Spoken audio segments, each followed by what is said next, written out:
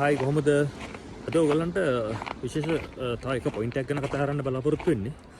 මගේ අන්තිම වීඩියෝ එකේ මම කතා කරේ බබාලගේ এডুকেෂන් එක සම්බන්ධව. ඒකට මේ එකතු කරන්න තිබුණු ටිකක් මට ඇත්තටම අමතක වුණා ඒකෙදි කතා කරන්න.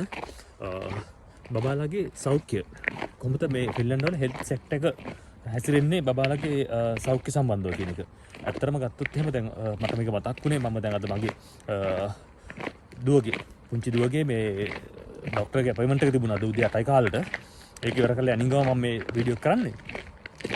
ඇත්තටම පුතාගේ ඊට සති දෙකකට කලින් තිබුණේ මිනිත් සති දෙකකට කලින් තිබුණේ. අද තමයි දුවගේ තිබුණේ. ඒ අපොයින්ට්මන්ට්ස් ඒගොල්ලොම දෙනවා ඒ ඔක්කොම ෆ්‍රී කරන්නේ. බබාලා සම්පූර්ණයෙන්ම බලනවා. ඒ කියන්නේ ඒගොල්ලන්ගේ උස්ස බර ඒ ටික ඔක්කොම බලලා ඒගොල්ලන්ගේ ඇස් බලනවා හොඳට, කන් දෙක හොඳට බලනවා, කට ඊට අමතරව ඒගොල්ලන්ගේ හැම තොරතුරක්ම අපෙන් ගන්නවා. අරගෙන රෙකෝඩ් කරගන්න. විශේෂයෙන්ම ඕගොල්ලන් බබාලා අරන් එනකොට මතක් කරලා බබාලාගේ හෙල්ත් රිපෝට් ටික අරන් එන්න. දැන් අර බබා ඉපදුණු දවසේ ඉඳලා හොස්පිටල් එකෙන් දෙනවා අර chart එකක් ඒගොල්ලන්ගේ උස්ස බර දාලා ඊට පස්සේ අර හැම මාසෙම ක්ලිනික් එකකින් අර පොඩි ප්‍රස්තාරයක් වගේ එකක් තියෙන chart එකක් අන්නේ පොත අරන් එන්න. බබාව මෙහි ආපුවම රෙජිස්ටර් කරන්න නර්ස් ළඟ. මේ හැම සිටි එකකම ඒ අදාළ ඒරියා එකේ ඉන්නවා නර්ස් කෙනෙක්. නර්සින් හෝම් එකක් තියෙනවා. නර්සින් හෝම් එකකින් අතරම දැන් ලංකාවේ ක්ලිනික් තියෙනවා වගේ MOH එකක් තියෙනවා වගේ මෙහි හැමතැනම තියෙනවා. ඒ තැන්වල බබාලා වරන් ගිහලා අනිවාර්යයෙන්ම රෙජිස්ටර් කරන්න. වැක්සින් කරපු ඩොකියුමන්ට්ස් ටික අනිවාර්යයෙන්ම අරන් එන්න. දැන් අර පොතේ මම කියන පොතේ තියෙන කොහොමත් මෙයාලගේ වැක්සින් ඩීටේල් ටික ඊට අමතරව ඔයගලන්ට පුළුවන් නම් අරගෙන එන්න. ඒ වැක්සින් ඩීටේල් ටික MOH එකට දීලා MOH එකෙන් ඒ ටික මේ ඉංග්‍රීසි වලින් ට්‍රාන්ස්ලේට් කරගන්න. මොකද ගොඩක් අය වගේ තියෙන්නේ බබාගේ නම සිංහලෙන් ලියලා තියෙනවා. නමුත් වැක්සින් ඩීටේල් ටික නම් ඉතින් ගැටලුවක් නැහැ. ඒක කොහොමත් ඉංග්‍රීසි වලින් තියෙන්නේ. පුළුවන්කමක් තියෙනවා. මමත් එද්දි අරගෙන MOH එකට රික්වෙස්ට් එකක් දීලා ඩොක්ටර් සයින් කරලා දෙනවා මේ අර වැක්සින් පේජ් එකම වෙනම අලුත් ලෙටර් එකකට ගහලා ලෙටර් හෙඩ් එකේ සර්ටිෆයි කරලා දෙනවා මේ වැක්සින් එක හවල් දවසේ කියලා ඒ ඩීටේල් ටික දෙනවා. ඉතින් එතකොට ඒක හරි ලේසි. මම ගෙනාවට පස්සේ මෙතන මේ නර්ස්ගේ අපොයින්ට්මන්ට් එක ෆස්ට් අපොයින්ට්මන්ට් එකට ගිහුවාම බබාලා දෙන්නගේ මේ ටික දුන්නාම ඒගොල්ලන් හරියට සැටිස්ෆයිඩ් එක. මොකද ඒක එහෙමම ඒගොල්ලන්ට තියෙන්නේ දාන්න මේ සිස්ටම් එකට. එතකොට ඔක්කොම මෙහෙ රෙකෝඩ් වෙනවා. ඊට පස්සේ මෙහෙන් දෙනවා මේ අර බැංක් පාස්බුක් එකක් වගේ මේ බුක් එකක් දෙනවා. ඒකේ තියෙනවා බබාලගේ හැම ඩීටේල් එකක්ම අප්ඩේට් කරලා. ඊට පස්සේ ඩෙන්ටල් අපොයින්ට්මන්ට්ස් ෆ්‍රී දෙනවා බබාලට. ඩොක්ටර් අපොයින්ට්මන්ට්ස් තියෙනවා. වැක්සින් ටික ඊට අමතරව කරනවා. දැන් මේ දවස්වල වින්ටර් එක පටන් ගන්න තියෙන නිසා වින්ටර් අර ෆ්ලූ එකක් එන නිසා ඒකට බබාලට වින්ටර් වලට වැක්සින් එකක් දෙනවා. ඒක අවුරුදු 2කට වැඩි බබාලට නහයට දාන්නේ. ඒක වැක්සින් එකක් සිරින්ජ් එකකින්ම හැබැයි කටුවක් නෙමෙයි තියෙන්නේ. නිකන් නහය දෙපැත්තටම තියලා මේ අර වැක්සින් කරනවා. නමුත් කටුවකින් නෙමෙයි රිදෙන්නේ නැහැ, පොඩි පේන් එකක්වත් නැහැ ඒක. නිකන් ස්ප්‍රේ කරනවා වගේ තමයි ඒක කරන්නේ. අපිත් බබාලා දෙන්නට මේක කරා. ඒක හැම වින්ටර්ම පටන් ගද්දි කරනවා. ඒක ෆ්‍රී කරන්නේ. ඊට අමතරව ඇඩිෂනල් චිකන් ෆොක්ස් වගේ ඇඩිෂනල් බෙහෙත් මෙහෙ විදිනවා. දැන් බබාලට අපේ යට චිකන් ෆොක්ස් ඒවට ඒව ලංකාවේ බෙහෙත් විදලා තිබුණේ නැහැ. මෙහෙ ඒ රෙකෝඩ්ස් බලලා ඒ බෙහෙත් විදලා නැති විදින්න ඕන බෙහෙත් තියෙන ටික ඔක්කොම මෙහෙන් විද්දා ෆ්‍රී. දැන් 12 වෙනි මාසේ 9 වෙනිදා තව බෙහෙත් දෙයක් විදින්න තියෙනවා. ඊට අමතරව රෙගියුලර් යන බෙහෙත් ටිකක් තියෙනවානේ අවුරුද්දෙන් අවුරුදු එකමාරෙන් අවුරුදු 4න් අවුරුදු 3 අන්න එහෙම විදින්න ඒ ටිකක් මෙයාලා ෆ්‍රී විදිනවා. ඔක්කොම හොඳ බ්‍රෑන්ඩඩ් බෙහෙත් විදින්නේ මෙහෙ ෆ්‍රී වුණාට ඒ කියන්නේ සල්ලි දීලා විදින බෙහෙත්ම තමයි ෆ්‍රීත් විදින්නේ. එහෙම වෙනසක් නැහැ මෙහෙ. ගවර්න්මන්ට් එකෙන් විදින ඒවා ක්වොලිටි එක අඩුයි, ප්‍රයිවට් සෙක්ටර් එකේ සල්ලි දීලා විදිනවා ක්වොලිටි එක වැඩි කියලා එහෙම කතාවක් නැහැ. ඔක්කොම එකම ස්ටෑන්ඩඩ් එකේ එකම හයි ක්වොලිටි බෙහෙත් විදින්නේ මෙහෙ.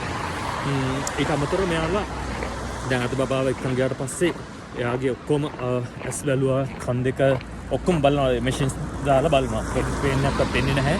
ඉතින් මේ ඒක ඇත්තටම අපිටත් මාර මේ සැටිස්ෆැක්ෂන් එකක් තියෙනවා. මොකද බබාලා වෙනුවෙන් අපිත් ඇවිත් ඉන්නේ. ඒතර හැමදේම ඇත්තටම අපි ලංකාවේ ડોක්ටර් කෙනෙක්ව channel කරලා චෙක් කරනවට වඩා මෙහි මේ හොඳට බලනවා ෆ්‍රී බලන එක. මම මේ අන්ඩර්ස්ටිමේට් කරනවා නෙමෙයි. මම කියන්නේ සිටුේෂන් එක. එතකොට ડોක්ටර් බබාගේ ළඟට ඇවිල්ලා බබාව අරගෙන ඔක්කොම චෙක් කරලා හැමදේම බලලා එයාලා අප්ඩේට් කරන සිස්ටම් එකට. අනිත් එක තව විශේෂ දෙයක් ප්‍රෙස්ක්‍රිප්ෂන්ස් බෙහෙත් ලියනකොට අපිට වගේ ප්‍රෙස්ක්‍රිප්ෂන් එක ලියලා අතර දෙන්නේ නැහැ කඩදාසි කෑල්ලක. ඒක සිස්ටම් එකෙන්ම දානවා ප්‍රෙස්ක්‍රිප්ෂන් එක. දැම්මහම ෆින්ලන්ඩ් වල තියෙන සෑම ෆාමසි එකකටම ඒක අප්ඩේට් කරනවා. එතකොට ඔයගොල්ලන්ට තියෙන්නේ ගිහිල්ලා බබාගේ කාඩ් එක මේ අර කෙලා කියලා ඔෆිස් එකක් තියෙනවා. ඔයගොල්ලන් ඒක ගැන අප්ඩේට් ඇති මම හිතන්නේ කලින් වීඩියෝ වලත් මම කරලා තියෙනවා ඔය කෙලා ඇප්ලිකේෂන් දාන විදිය ඒවා සම්බන්ධයෙන්. එතකොට කෙලා කාඩ් එක අරගෙන ෆින්ලන්ඩ් වල තියෙන ඕනම ෆාමසි එකකට ගිහිල්ලා කෙලා කාඩ් එක දුන්නාම අර ප්‍රෙස්ක්‍රිප්ෂන් එක තියෙනවා. ඒක කොහොමද ඇප්ලයි කරන්න ඕන, ඒ ඩෝස් එක මොන ඩෝස් එකක්ද දෙන්න ඕන, ඒ හැමදේම ඒක අප්ඩේට් එකක් තියෙනවා. මේ කොහොමද ඒක දෙන්න ඕන කියන එක. ඉතින් එතකොට එයා අපි කෙලා කාඩ් එක දුන්න ගාම බබාලගේ බෙහෙත් වල ඩිස්කවුන්ට් එකකුත් යනවා. සාමාන්‍ය 10% 20% වගේ ඩිස්කවුන්ට්ස් යනවා. දැන් අපි බබේකුගේ පුතාගේ ස්කින් එක ඩ්‍රයි වුණ නිසා මම ක්‍රීම් එකක් මට ලියලා දුන්නා. මම කෙලා කාඩ් එක අරන් ගිහලා ෆාමසි එකකින් ගත්තට පස්සේ නෝමල් ප්‍රයිස් එක උනේ ඒක යුරෝ 23යි. ඒ කියන්නේ ලේබල් ප්‍රයිස් එක. මට ඒක හම්බුනේ යුරෝ 11කට. එහෙම ඩිස්කවුන්ට් එකකුත් හම්බෙනවා. එතකොට ඒක අනිත් ප්‍රෙස්ක්‍රිප්ෂන් එකේ ලියලම ස්ටිකර් එකක් අලවලම දෙනවා මේක කොහොමද අපි පාවිච්චි කරන්න ඕන කියන එක. ඒකත් ඉතින් ලොකු දෙයක් අපිට නැත්නම් අපිට ප්‍රෙස්ක්‍රිප්ෂන්ස් දුන්නාම මේක ඩිස්ප්ලේස් වෙනවා. නැත්නම් මෙයාලා ට්‍රැක් කරනවා අපි අදාළ බෙහෙත් අපි ගත්තද නැද්ද කියන එක. වෙන ඒ කියන්නේ ඒ අසනීපේ බෙහෙත් ගන්න ගියාට පස්සේ යාලගේ සිස්ටම් එකේ තියෙන රෙකෝඩ් වෙලා මේක. අපි මේකට මේ බෙහෙත් අරගෙන තියෙනවද නැද්ද කියන එක ડોක්ටර් මේ ලියලා තියෙන ප්‍රෙස්ක්‍රිප්ෂන් එකට අදාළව අපි ෆාමසි එකකින් බෙහෙත් ගත්තද නැද්ද කියන එක රෙකෝඩ් වෙනවා. ඉතින් ඒවා ඔක්කොම සිස්ටමැටික් තියෙන නිසා අපිට හරිම පහසුයි මේ වැඩ ටික කරගන්න. ඉතින් අපිත් දැනගන්න ඕනේ මේ දේවල් ඒ විදිහටම කරගන්න. ඉතින් මේ ඕක තමයි බබාලගේ හෙල්ත් එක සම්බන්ධයෙන් තියෙන. අනිත් මේගොල්ලන් සෑම මාස 3කට සැරයක්ම නර්ස් අපොයින්ට්මන්ට් එක දාලා මේ හැම බබෙක්වම බලනවා. ඊට අමතරව ඒ අවුරුද්දෙන් අවුරුද්දට ડોක්ටර් බබාව බලනවා. ඒවා ෆ්‍රී ඔක්කොම කරන්නේ. සමහර බෙහෙත් විදින ඒවා බ්ලඩ් සැම්පල් ගන්න ඒවා ගොඩක් ස්කෝලවල යන වයසින් ළමයිට ඒ අදාළ ස්කෝලෙම මේ ටික කරනවා. බ්ලඩ් සැම්පල්ස් ගන්න ඒවා ගොඩක් වෙලාවට මේ ළමෙක් ස්කෝල් එකට දානකොට අනිවාර්යෙන් බ්ලඩ් සැම්පල් එකක් ගන්නවා. ඒ රිපෝට්ස් වල තමයි බබාව ස්කෝල්ට ගන්නෙ. එහෙම තමයි හෙල්ත් සෙක්ටර් එක. ඇත්තටම මේ අර අධ්‍යාපනය වගේම හෙල්ත් සෙක්ටර් එකත් මේ ඉතාමත්ම ඉහළ අගයක තියෙනවා. ඔයගලන්ට ඉතින් මොන හරි මේ සම්බන්ධව දැනගන්න තියෙනව නම් මම මේ හදිසි වීඩියෝ කරන්නේ මම මේ බබාලව මේකට මේ ડોක්ටර් අපොයින්ට්මන්ට් එක වෙන්නලා ආපහු යන ගමන් කැම්පස් එක යන්නත් තියෙනවා. මේ සම්බන්ධව මොන හරි දැනගන්න දේවල් තියෙනවනම් පොඩ්ඩක් කමෙන්ට් එකක් දාලා තියන්න. මම රිප්ලයි එකක් දෙන්නම්. එහෙනම් right guys, good luck.